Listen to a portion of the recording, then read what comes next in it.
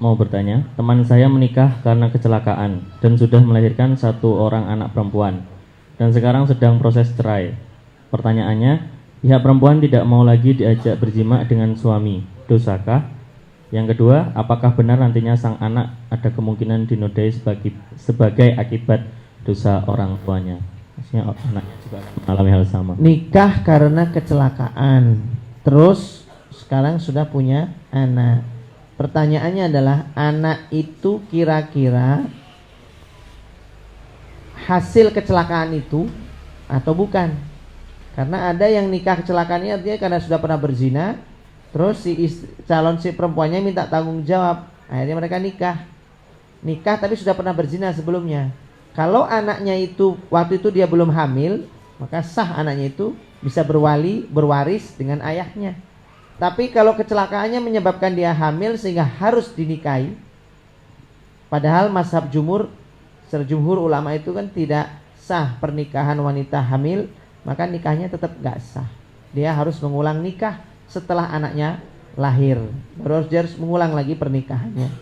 Pertanyaannya adalah, selama dia begitu di pernikahannya ini, kan lagi ribut ceritanya ya, cekcok, suaminya kok ngajak berjima, ya ini suaminya ya aneh juga, ngajak cekcok kok berjima. Harusnya kalau lagi cekcok ngajaknya UFC kan gitu ya, WMA kan gitu.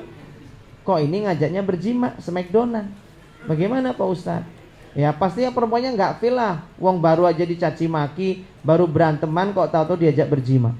Makanya lucu juga kalau ada laki-laki ribut, misalnya dikatakan istrinya itu loh, diunek-unek kayak kowe wong wedok jan kaya munyuk misalnya. Bayangkan istri diunekke kaya munyuk, bengi malamnya dikeloni. Kan berarti ngeloni sapa? Iya. Dia ngeloni munyuk. Ngata-ngatain munyuk kok begini diambungi ya, berarti ngambungi munyuk. Laki-laki aneh juga ini. Ya perempuan ya wajar kalau ribut cekcok kok diajak berjima, ya belum ada feel-nya lah, nggak bisa, tetap nggak bisa. Akur dulu. Nah kalau akur konsekuensinya apa? Berarti rujuk berarti nggak ada perceraian. Makanya kasusnya ini kan lucu. Mereka sepakat cerai tapi ngajak berjima. Jima itu tandanya rujuk. Kok tetap ngeyel mau cerai? Bagaimana ini? Wes lah, Anda itu sama-sama saling butuh janjani. Ya kalau gitu sudah, sekarang tuh penting itu dalam rumah tangga itu, saran saya itu kalau belum 4 tahun tuh jangan buru-buru cerai. Kalau alasannya darurat syariat tuh boleh ya, misalnya dia murtad, melakukan kesyirikan lah, apa segala macam, menjadi pengikutnya Abu Janda misalnya, wajar. Ya wajar kita, misalkan minta cerai itu wajar. Itu masih maklum. Tapi kalau cuman masalah yang sepele-sepele, masalah prinsip-prinsip, bersabar dulu sampai 4 tahun. Setelah 4 tahun silahkan putuskan, nanti mau cerai apa enggak itu setelah 4 tahun. Ternyata apa, banyak rumah tangga ya, ketahuilah, banyak mereka-mereka itu yang ibu-ibu nih, janda-janda muda ini mendatangi saya ini, konsultasinya begini, Pak Ustadz, alhamdulillah Pak Ustadz, saya sekarang sudah mantep ingin nikah lagi Pak Ustadz. Oh lah, dulu kenapa Bu? Ibu jandanya karena cerai mati apa cerai hidup? Cerai hidup Pak Ustadz. Kenapa dulu cerai? Saya tanya, kenapa cerai? Maklum Pak Ustadz, dulu kami masih sama-sama jahiliyah Pak Ustadz. Umur ibu panjang sekali ya, dari sejak zaman jahiliyah sekali. Saya ini Pak Ustadz, ya kami sama-sama jahiliyah Pak Ustadz. Dan saya nyesel Pak Ustadz, cerai itu sebenarnya bukan salahnya suami semua. Saya sadar saya juga ada salahnya Pak Ustadz, karena saya masih bodoh waktu itu Pak Ustadz. Nah inilah pentingnya taklim ngaji itu di situ. Biar apa? Biar jangan sampai cerai karena kebodohan. Karena cerai itu boleh asal alasannya apa? Takwa, sudah saya jelasin waktu itu.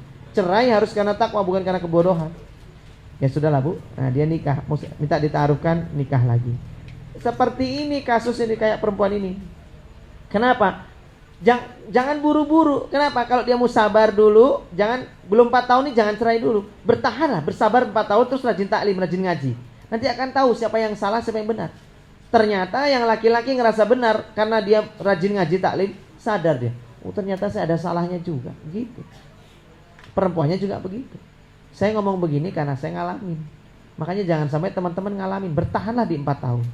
Makanya ketika sudah berlalu masa itu, saya itu berpikir, nggak murni semua kesalahan istri saya juga salah. Dan saya punya kezolimannya juga sama. Kenapa? Dulu masih kurang ilmunya.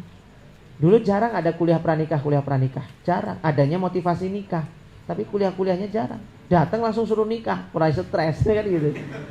Kalau sekarang kan enggak, dibimbing, dibina bertahap, ilmunya bertahap kan begitu. Nah, dulu enggak ada, adanya kuliah nikah muda motivasinya, tanpa ilmu bekal-bekal yang lain. Nah begitu, istri juga gitu, mantan istri saya juga begitu sama. Dia berpikir dia juga enggak murni salah, saya juga banyak salahnya. Dia sadari itu juga sama. Nah itulah pentingnya bertahan di 4 tahun pertama. Nyatanya setelah saya pisah, nikah lagi yang istri saya itu, yang sekarang jadi istri pertama, itu pun begitu. Apa? Diuji juga oleh Allah. Kenapa? Ada cekcok-cekcoknya sana sini, berantem sana sini. Saya bertahan tuh di 4 tahun pertama, berusaha sabar, rajin ngaji, rajin taklim, cari ilmu. Dapat ilmu, oh alhamdulillah ternyata benar. Setelah 4 tahun itu kayaknya Allah sudah kasih kita tuh agak-agak expert lah di bidang rumah tangga. Kalau sudah lewat 4 tahun, syaratnya apa? Ngelewati 4 tahun itu, endingnya di tahun keempat itu Anda akur sama pasangannya. Oh berarti rumah tangga ini insya Allah calonnya ke depan akan kokoh dan kuat. Tapi kalau di tahun keempat masih badainya masih kenceng, ributnya masih dahsyat, ini tandanya ke depan susah dipertahankan. Nah setelah itu Anda bisa pilih, mau terus apa lanjut. Terus lanjut sama, mau lanjut apa berhenti itu urusan masing-masing. Allah alam bisawab gitu ya.